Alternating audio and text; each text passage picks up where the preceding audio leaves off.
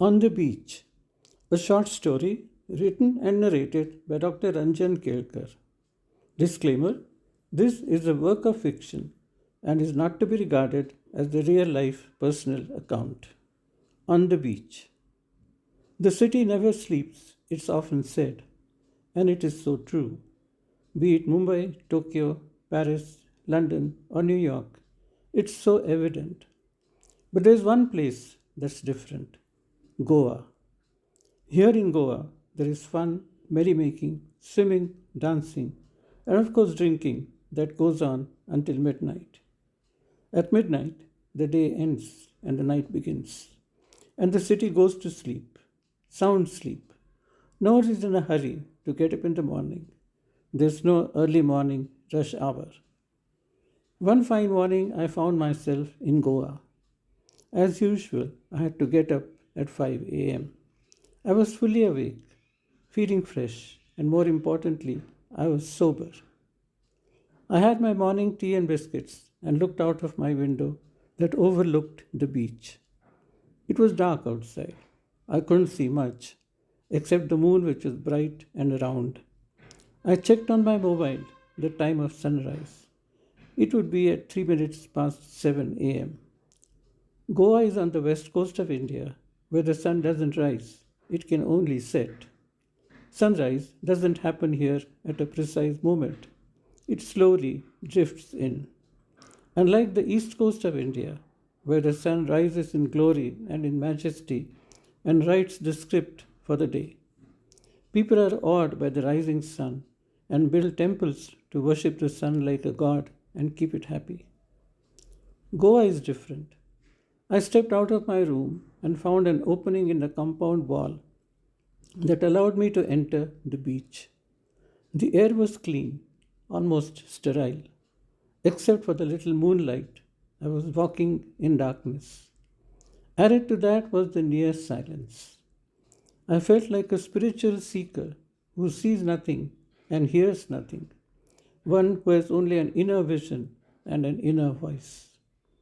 As I approached the waters, I could see faintly the waves and hear their rustles as they lapped over the sands and hit the rocks.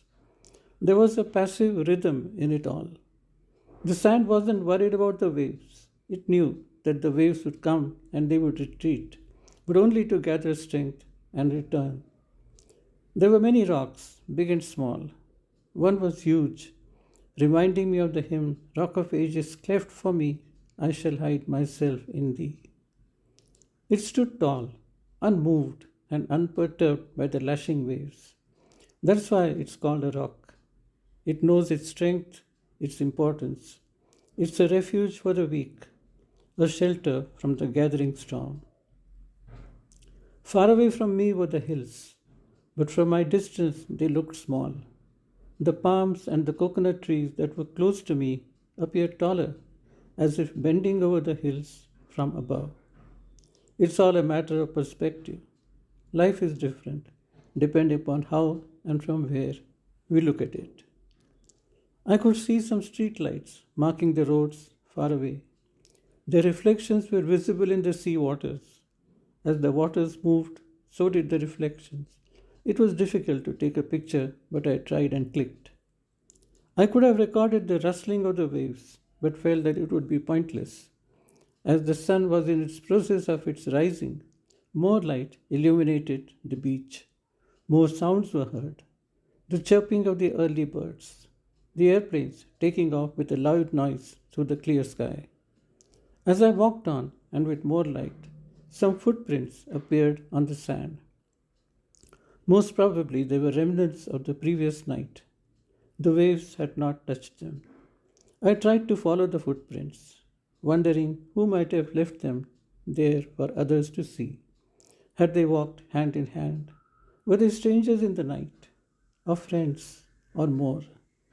Were they seekers of truth, or just stargazers? It was difficult to say. I sat down on the beach for a while, contemplating and thinking of my own life. When was the last time, I tried to recall, that I had walked on a beach holding someone's hand as if it was the most precious thing in the world? Ages ago, perhaps. I got up and resumed my walk on the beach, creating my own fresh footprints on the sand. Walking with me were my memories and my God.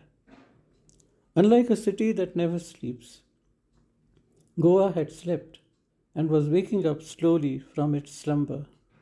A church bell sounded from a little distance, beckoning people to come. I walked up to the house of God, the creator of the sun, the moon, the sky, and the oceans.